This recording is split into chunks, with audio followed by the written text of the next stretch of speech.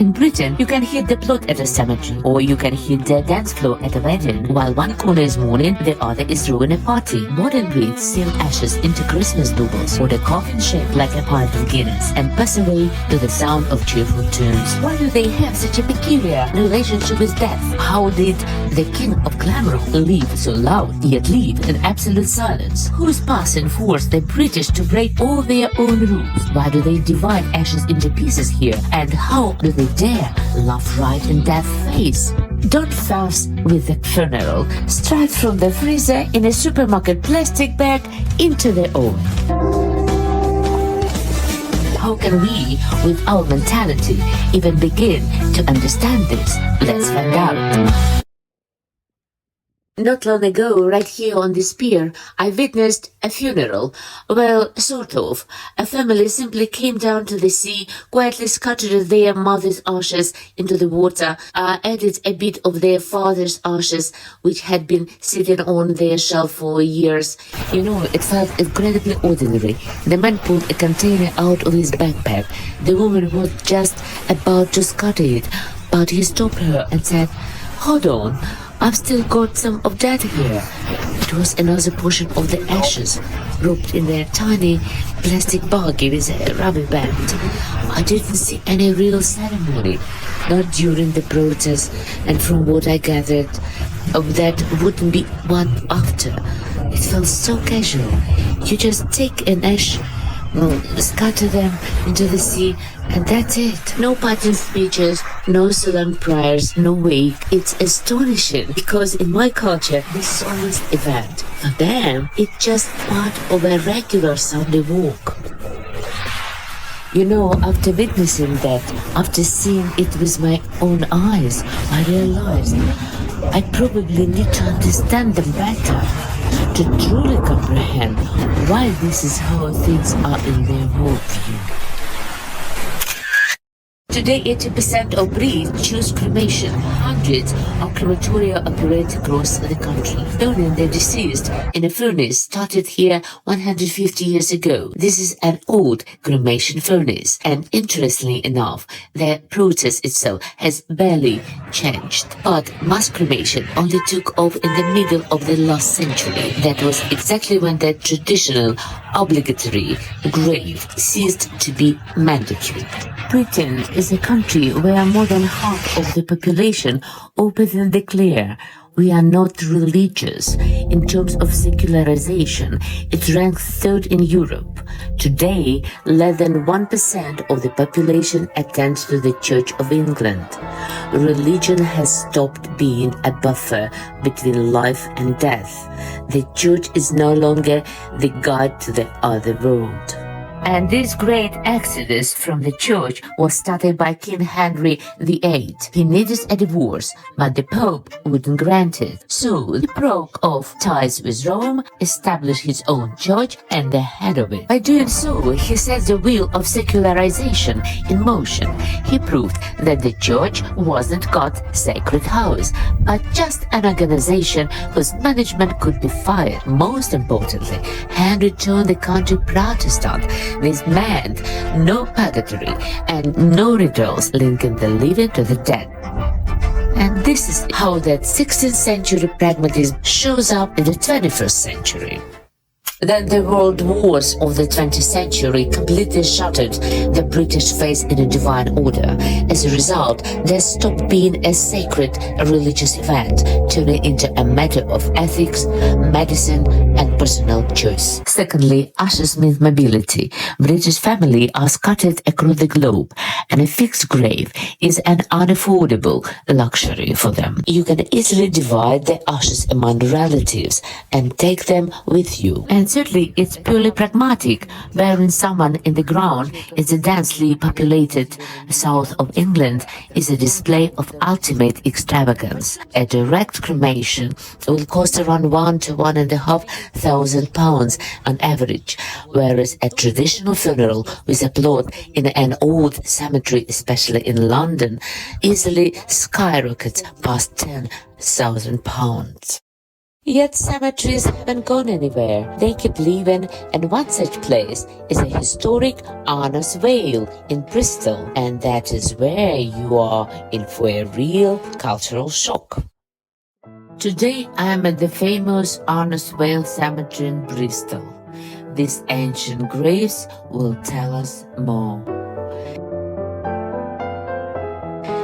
This cemetery is nearly 200 years old, and 300,000 people rest here. To understand why it looks the way it does, we have to take a leap back into the Victorian era, the 19th century, a time when Britain was an empire and believed in its absolute greatness. The Victorians were obsessed with order, rules, and the cult of death. A funeral back then wasn't just about grief. It was a grand public performance to show off the family status. Horse-drawn hearses with ostrich feathers, ton of flowers, and hired professional mourners. The relatives themselves were not supposed to cry in public. They had to majestically maintain the famous stiff upper lip. You could cry into your pillow at home, but in public you were expected to maintain British self-control. This principle still works here today. In our culture, by contrast, a lack of tears would arouse suspicion. If a wife didn't sob over her husband's coffin, it means she didn't love him. Different cultural codes, different ways of experiencing death. The pinnacle of this Victorian death cult was the funeral of the Duke of Wellington, Britain's hero and the victor of Waterloo, held in London in 1852. Procession of 1.5 million people stretched over 3.5 kilometers. The coffin was carried on a gigantic bronze hearse weighing 12 tons. Personal mourning completely turned into state political strategy. The empire was burying hero and monumentally displaying its might to the world. But the Victorians left us another legacy, the concept of the garden cemetery. For someone from Eastern Europe, a cemetery is a place of silence and heavy energy where it's best not to bring children. In Britain, everything is different. Remember the scene in Downton Abbey where Lady Addis calmly watches her little daughter happily running among the graves near the church. For a Brit, this is absolutely normal. And right now, the angels of the Victorian tombstones in Arnos Vale witness a daily scene that could give someone from Eastern Europe a mild case of mental indigestion. It's noisy, crowded, very cheerful. Cyclists coast past Gothic crypts, children play hide and seek, and in the former burial chapels, they hold weddings. Yes, you heard that right. People book this cemetery to exchange rings and loudly toast the newlyweds.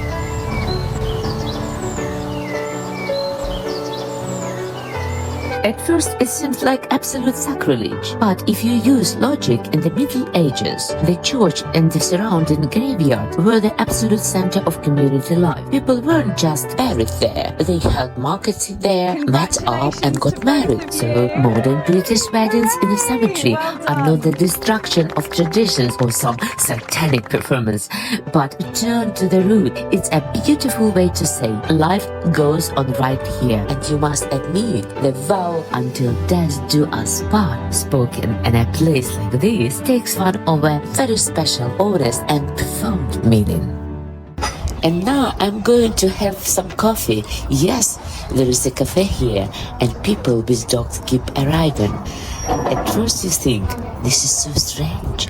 Coffee, a cafe, some sort of entertainment in the cemetery. But then you realize that it's actually bring life into this city of the dead. And I suppose this coffee will keep me energized all day, as well as leave me reflecting on how the British view death, the deceased, and this whole culture of passing. And we really need to understand and accept it. for all their sentimentality toward departed loved ones, and even about their ashes over the loved dog on the windowsill. The British possess a unique superpower. They joke about death mercilessly in everyday life, on stage, everywhere. A Slavic friend of mine who was married to an older British man told me how he gave her instructions in case of his passing. He'd say, "Darling, don't fuss with the funeral. Straight from the freezer in a supermarket plastic bag into the oven." Sounds like a recipe for a frozen pizza, doesn't it? We are terrified of thinking about death, so we mock it, and the British do this masterfully. As the English author and playwright Douglas Adams rightly noted, if you take everything seriously, you could simply go mad.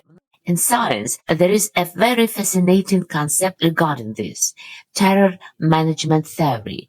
Animals don't know they are going to die, but humans do. Yet, living with this knowledge is an absolute nightmare. To keep from losing our minds over this fear, humans invented religion, culture, and philosophy as a protective buffer.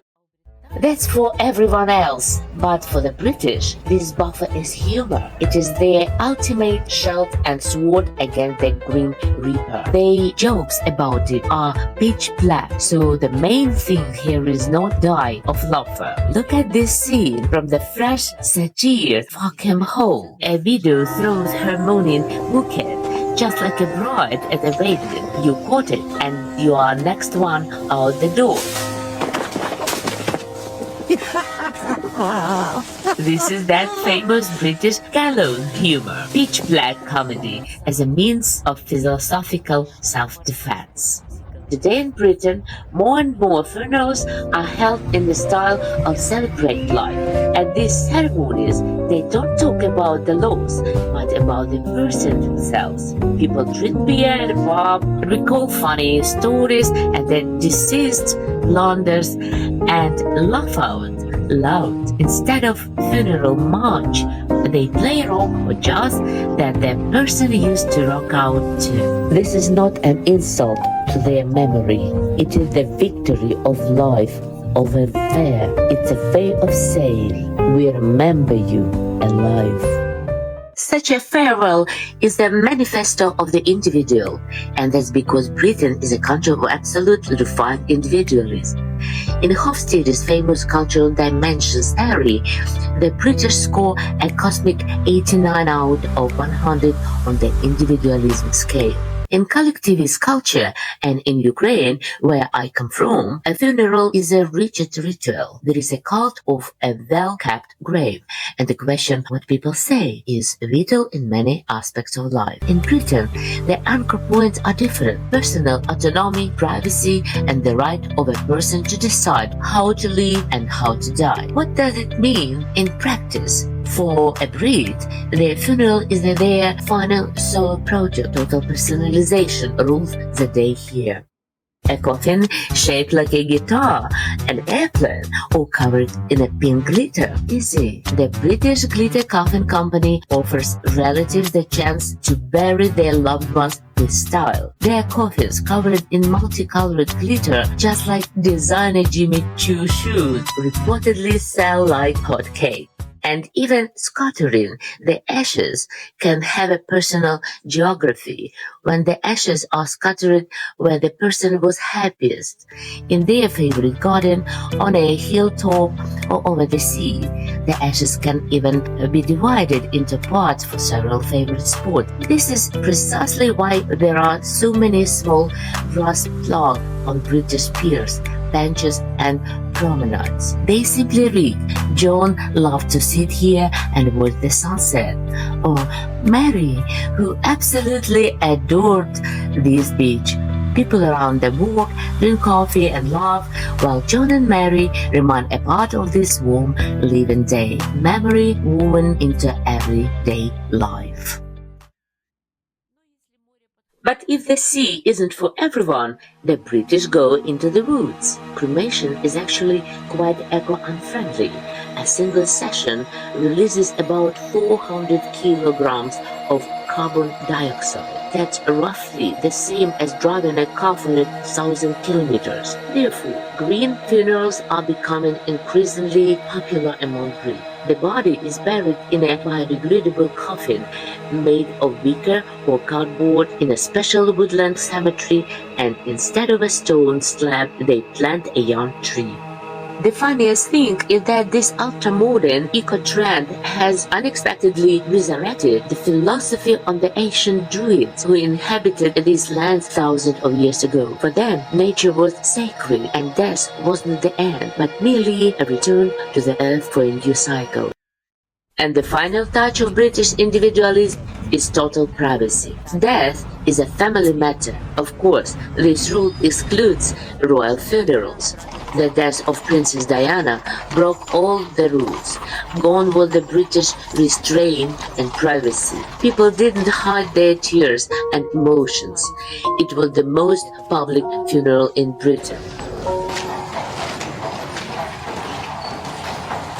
But these exceptions only proves the rule of privacy, because even the idols of millions live quietly in Britain. The king of glam rock, David Bowie, who flirted with death on stage his entire life, hid his illness until the very end and chose absolute silence. No public ceremony, no theatrical display, ashes only for the family. It seems that modern Brits have returned to their root, to the England of the 14th century, when there were no traditions of lavish funerals or an imperial cult of death. The father of English poetry of that time, Shakespeare Chaucer, in his Canterbury Tales, they describe death very simply as a natural process of departure.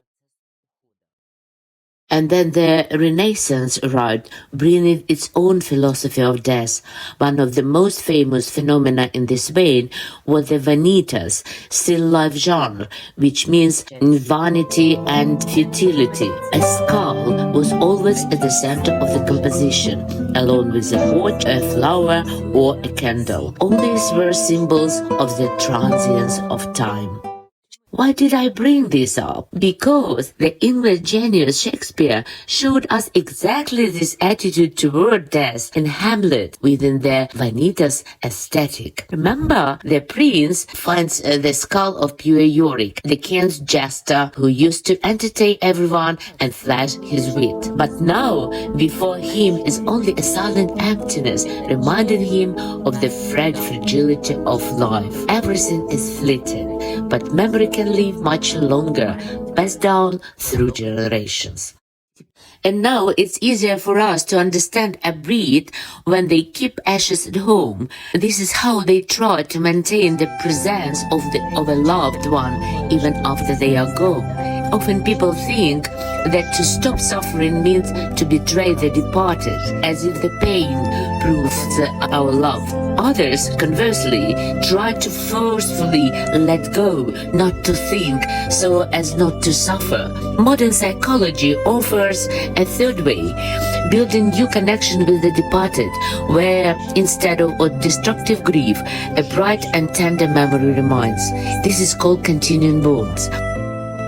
There is even an amazing workshop in London. There they seal the ashes of the deceased into Christmas tree ornaments. Just imagine beautiful baubles with the ashes of your loved ones on the Christmas tree, surrounded by family every December. It is a very bright, uplifting way not to say goodbye forever and to feel your favorite people close by.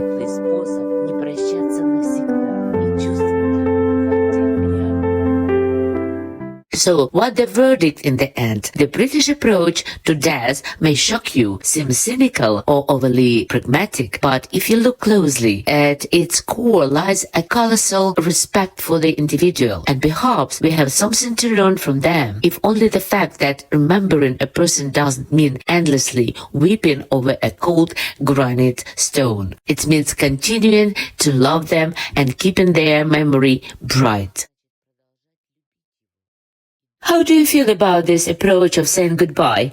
Share in the comments what this is for you, cynicism or sensible acceptance of the inevitable. Take care of yourselves and love your close ones. See you next time.